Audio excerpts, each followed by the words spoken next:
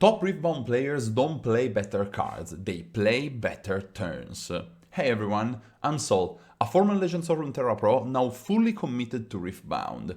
I come from an intense weekend of competition and I realized I have learned more in just those 2 days than in months of testing the game. Today I want to break down the key habits that separate good players from the truly great ones, and how you can start thinking like a top competitor. I have divided this video into the 5 key steps you can see on screen, plus a little bonus tip at the very end. Let's get started with number 1, understanding the battlefield roulette. I'll be using Kai'Sa as an example for 2 reasons. First of all, she's the strongest deck in the meta, so basically everyone knows what it does. And, even if I'll be moving to Arya and Yasuo from now on, she remains the legend I've started with, and the one I've trained the most till today. The first thing to understand about battlefields, contrary to what some of the devs said in the past, is that they are absolutely not a roulette. They are the most deterministic thing that will happen in your games, so you have to be extremely prepared about them, both when building and playing your deck. The trio you see on screen is what I brought to Saturday's tournament, and there are hundreds of specific reasons why I did choose them. For those not yet into competitive play, you start the game with a battlefield, not knowing if you go first or second. Then, for game 2 and game 3 of the match, the losing player gets to decide who is going first. Since going first in the current meta is the right choice 90% of the time, we have a solid deterministic view on which battlefield pick for every single game. The best battlefield to start with is the one that your opponent shouldn't be able to exploit as you do. The Dreaming Tree is an incredible draw engine in Kai'Sa, especially with my deck tech that includes 3 copies of each of Retreat, Cleave and Stupefy. And believe me, even if it sounds stupid to stupefy yourself, it's a very common play that becomes an 1 mana draw 2, which is very powerful. The Dreaming Tree is the perfect starter for a match, because as long as you are not against green, it should give you an absurd value advantage, no matter if you're going first or second. At this point we are at a crossroad. If we won our first game, we should be playing our going second battlefield. On the other hand, if we lost, since we get to decide who starts the next game, we should be playing our going first battlefield. Let's assume we won our first game. Our best going second battlefield is River's Row, and the reason why is that we get to play with 1 more rune this game that helps us reach our powerful accelerated plays earlier. Sometimes, even on turn 2 itself, we will have 5 runes, and accelerating our Kai'Sa survival might be a good play. Now, since this is very important in my opinion, let's get a deeper understanding about this by picturing this scheme. Our opponent knows he is going first. He will surely be playing his strong going first battlefield, which might be Grove of the Godwillow. If our opponent does the classic turn 1 unit, turn 2 develop a second unit and conquer, he will almost always go on his own battlefield, since it has a clear payoff when being hold. At this point, we are on our second turn. Imagining we started with a unit on our first turn, the situation that it creates is very clear. River's Row opens a wide range of possibilities we love to play around as Kai'Sa. For example, if our opponent has played a powerful 4-might unit, he is probably tapped out, which means we can safely accelerate Kai'Sa, kill the unit on the Grove, activate our Conquer effect, and go with our 2-cost unit on the River's Row. This sets our opponent in the sketchy position where, if he goes for the value trade on the row, we simply go back. If he doesn't even trade on Kai'Sa, we are fine, since she got enough value already. If he commits a card, like a buff or a shooting spell on Kai'Sa, in order to get the field, we are still okay, but that's definitely our worst outcome here. This scheme is not even close to our best one, but I wanted to show you what you can do with just 1 unit and the turn 2 Kai'Sa. From now on, it gets better. For example, since we're playing turn 2 on 5 runes, we can play Stupefy on enemy 2 cost, invade with our 2 costs, conquer and set up the red Kai'Sa for the next turn, who will be very happy to conquer the River's Row and be protected by the following invasion thanks to the battlefield effect, since our opponent will surely go and retake the Grove for himself in this situation. Or even better, we can execrate a unit on the right and conquer with our 2 costs on the row and set up the red Kai'Sa for the next turn, leaving our opponent with nothing but bad choices, and we're just on turn 2. Believe me when I say that this starting scheme has a very high win rate, and it just happens. Can you see how powerful it is to build your deck and play around the battlefield decisions? It's basically like studying chess openings. It's just about a couple of moves to learn that will pay huge dividend through the game and have you consistently winning way more matches. We assume we won our first game to showcase the importance of a powerful going second battlefield. I'm sure that with all the talking I did, you can now easily tell why Targon's Peak is a strong going first battlefield. The scheme is way easier now. Since you are going first, you will be the one conquering the peak first on your second turn, basically playing with 4 runes on your turn and 2 runes on the enemy one, threatening his units with your tricks and shooting spell from the very first moment he moves.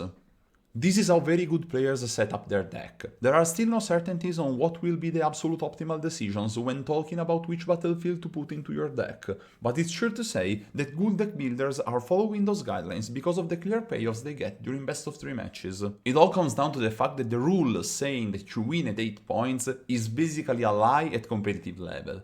In fact, you win when you set up a solid and sure hold while at 7 points, or you win while setting up a powerful swing that will lead you to double conquer while you are at 6 on your turn. There is really nothing I can show you on screen because it's just a mindset you need to achieve when playing your deck. We go with Kai'Sa as an example once again, which is obviously an even deck. Kai'Sa is proactivity in card game at its finest. The deck is fast and cost efficient both in units and spells, also thanks to its legend effect. This means that you will win most of your games by double conquering if you are playing properly and will end up stealing the victory with an hold sometimes just because you are playing Time Warp. The fact that you are an even deck means that you don't want to throw away your board advantage for scoring a third, a fifth or a 7th point unless something very specific is happening in the game. A very simple example is, you're at 4, just one more battlefield to conquer this turn, it's an open battlefield, you are 100% going to score if you invade, but you are tapped out, so you will have no answer to your opponent play. Since you are at 4, potentially 5, our opponent will have at least 8 or 9 runes ready to go in his turn. What do? You always have to ask yourself, is it worth to risk one of your units' life for a score point that is most likely not going to matter? The more you play Kai'Sa with that in mind, the more you will see that just scoring that point is setting you back in the general economy of the game. In Riftbound, when playing an aggro deck, being at 5 is ironically not closer to 8 than being at 4.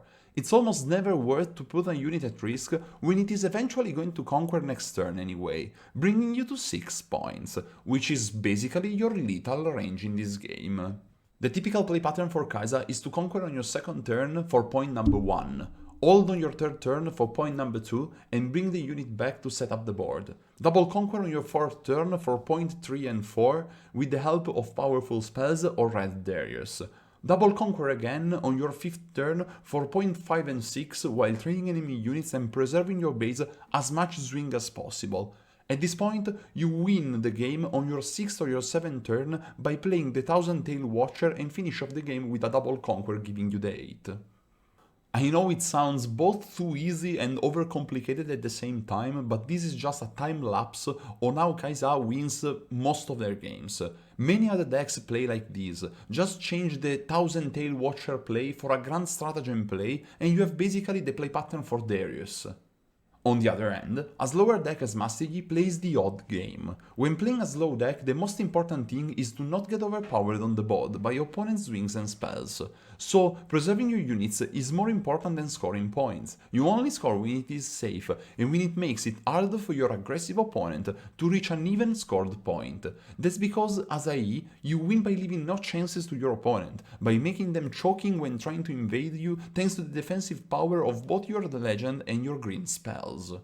This is just a rule of thumb, of course, and it gets often overridden by the game situation or a deck tech you are playing that directly messes with the scored points, like Time Warp or Area Alluring for example. But believe me, it's very important to understand this fundamental logic of the game in order to get better. Most of the times a new player loses an apparently close game, it comes down to some unit that got wasted because of this general rule. Always do the math and play around the odds. What does that mean? This is a quick one, because it is sort of obvious, but it's worth mentioning how the top players do that. Invading IE sucks, but sometimes you need to be doing it. How do you do that? First of all, by doing the math. IE is mostly a green deck, and green as the powerful cheap answers in the game. The most important cards you need to be look out for are surely Defy, Discipline and Angad. If the enemy is keeping runes open for your turn, be sure he has one or some of those. Like in every other card game, learning the matchup and knowing which power cards your opponent brings to the table is very important, but the way you match it in Riftbound is kinda unique. AI tends to keep at least 2 runes open when he knows that he will be contested at a battlefield. Those runes can represent many things. The possibilities span from a +2 to a +4 or a +2 and a Defy. Knowing this in advance helps you decide what to do. Maybe you invade first, and after your opponent plays a Discipline, you go for the Hidden Blade, getting the extra value of wasting your opponent a spell. Or you could play the Hidden Blade first and check if your opponent has a Defy in his hand. If he plays the Defy, a second one is unlikely, so you can invade and follow it up with a smoke screen, for example. We said that knowing the matchup and how many possibilities your opponent is bringing to the table is very important. And at this point, you can see why many good players are starting to like strange cards that make the math a bit harder for the opponent, like Block, for example. This card changes the math, with a +3 for 2 mana as long as you're getting invaded, and fucks with your opponent's mind when hiding a card as green deck, which almost always means a Zonia. So that you are ready to lose the fight and save your unit with your gear. Instead, you are tapped out and react with a +3. I love Block, it's a monocopy I like to place in almost every single green deck I build, and it pays off so many times. On the other side of the coin, there is obviously bluffing. You basically should never be tapped out against a good player, even if your hand doesn't really have the answer, and always hit them with the thinking for a second, yeah, I do not react. Always leave the enemy guessing, and remember to always play with the cards in your deck, not only those in your hand. Let's now move on to our tip number 4. How do you prepare your deck? I feel like the game has still a lot to be discovered, since very few decks are fully tweaked as far as today. Kai'Sa might be the only one with an almost perfect optimized decklist, thanks to her popularity she had since the earliest days of the game. So what should you think about when building your deck? A good energy curve for a deck has between 6 and 8 possible plays on turn 1, and it should have a fixed power play on a certain turn thanks to a chosen champion. Always think about them in advance, and of course, never forget the battlefield roulette, since it will influence every single game you play. Runes are a simple system, and yet when I go to locals, I see many people screwing up their balancing. For example, if you like to play a turn 2 unit like Sona, which cycles a 1 green rune, going for a 6-6 split is probably a bad idea, because there is a realistic chance you won't have a green rune on turn 2, and if I play Sona, I almost always go for a 7-5 split, at least.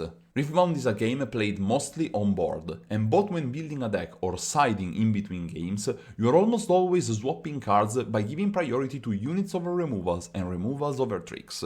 Take Kai'Sa for example. She almost always sides out some copies of Retreat and Stupefy on game 2 because they are generic cards with very little impact, especially after Dreaming Tree is gone. You want to make room for the power bombs you are taking in your side deck. Another important thing is thinking about matchups when building the main deck. As far as today, if you want to be competitive, you should be building a main deck especially strong versus Kai'Sa and or Master Yi. We should become even better into them post-siding. And about siding, we should talk about what kind of siding you like to play. Do you prefer a toolbox or an 8 side? To understand that, let's talk about Silver Bullet. A Silver Bullet is an extremely powerful card that only performs into certain matchups. Riftbound is a game born and designed to be played competitively in best of 3. In fact, the game has plenty of Silver Bullets that can make your side deck very strong. Toolbox siding means using almost every single slot for a different card. Decks like Ahri that draw a lot during games and have access to both the cheap green tricks and the blue power bombs like to have a toolbox kind of side deck, ready to annoy every single possible matchup in the game. On the other hand, decks like Set that draw very little during games and have a super solid core deck like to build hate in their side towards the hardest matchups in the meta, with cards that single-handedly carry them to victory, like Unyielding Spirit versus Kai'Sa or Salvage versus Aurora decks. Now let's move to the last point of the video, and I know I might sound insane, but our last point is very personal to me, and it resonated with many people I talked about it. Riftbound is the card game with the most similarities to chess ever made. You don't believe me?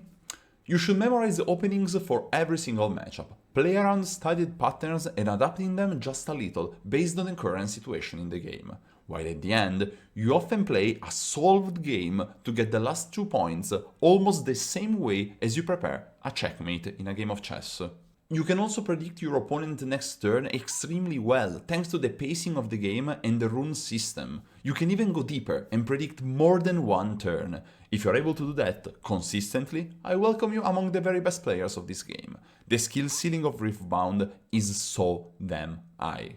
And the wonderful chess quote, "Play the early game as a book, the mid game as a magician, and the late game as a machine," is so true in Riftbound. I'm grateful that the game isn't as complex as chess because it would probably drain the fun out of it, but the similarities are there. Playing the game will surely help you improving, but studying the turns in advance, maybe when making the deck, is what will step up your skill level for sure. We finally reached the end of this very long video, and my bonus tip, my personal tip to you, is to always learn from the best. Card games are community games. Take your test partner, play the game and improve together. I am learning as well from players that are way better than me. Thank you so much for sticking till the very end, I hope you liked the video and I'll see you next time.